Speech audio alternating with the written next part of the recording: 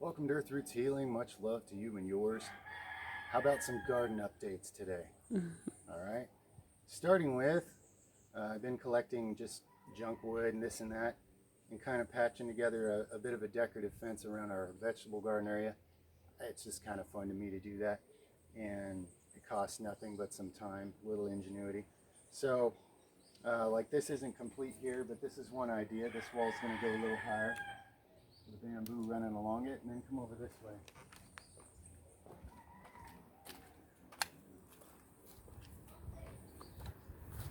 From here, you can see a different design.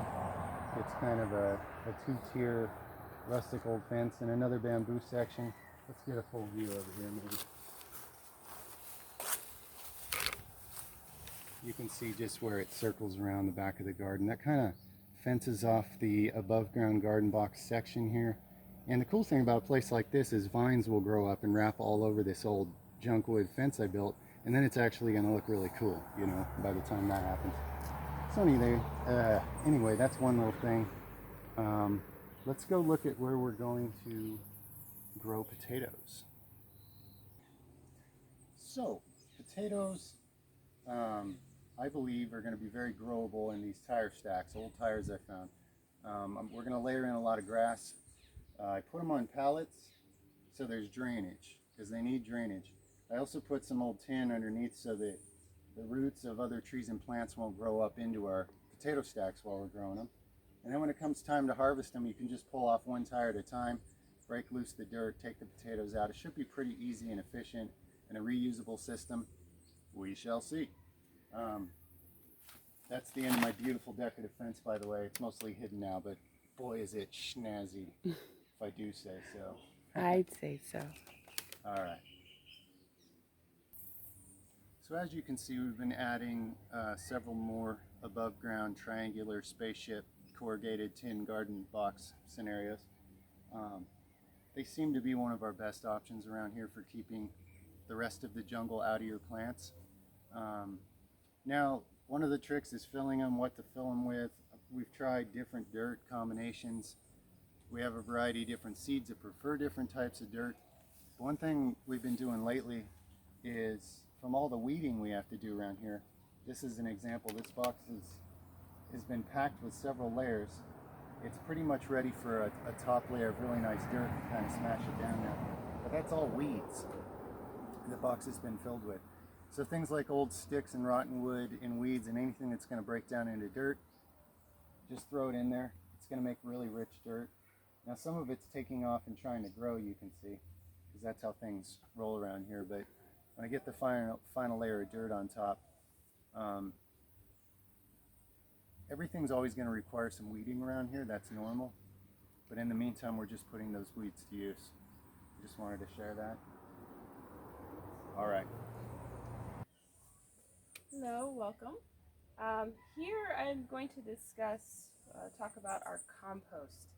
I'm sure all those people who are gardeners understand that composting is very beneficial for your garden. So we've been building up, our leftover foods or scraps and stuff like that, and putting them in these bins here, and then adding a layer of dirt, and then just keep doing that repeatedly till we get it filled. And once that breaks down, we plan on putting that in our garden and giving our garden some good fertilizer, some good, I guess, dirt. Awesome. Super dirt in progress. Hey, so this is an update on our greenhouse and the tomatoes growing in our greenhouse, and our goji berries also growing in our greenhouse here. What I found actually is potassium. Our dirt is lacking in potassium.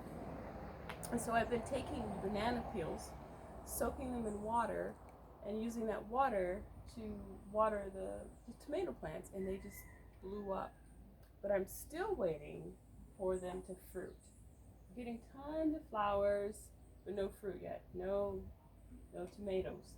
So I'm going to keep doing the potassium. I've been doing that for, I'd say 4 days, almost a week. We'll see how that goes. Looking forward to it. Me too.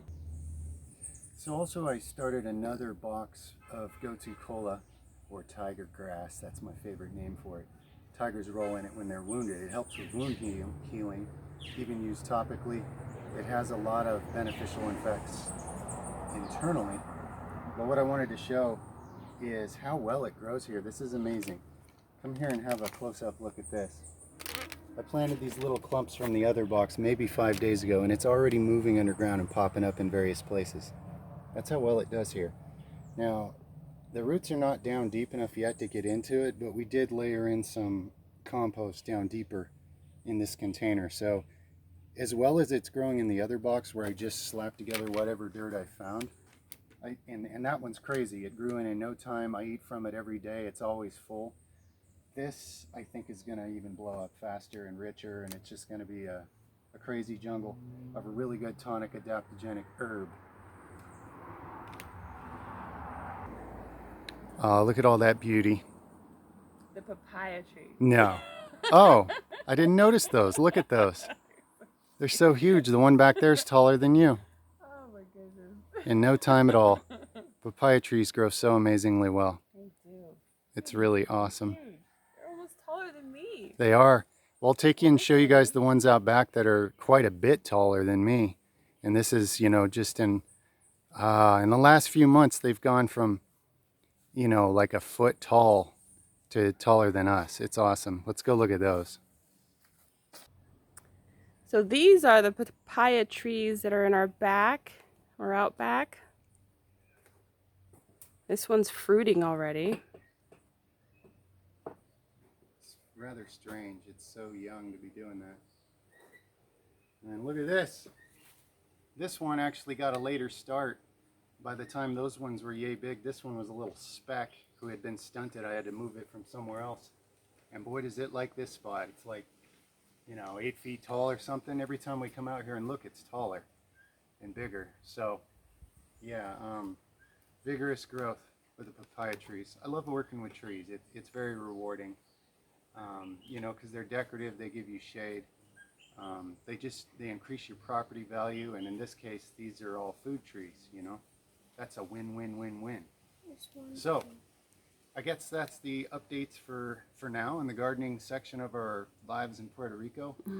Much love to you and yours. Get out there and plant something. Thank you for watching.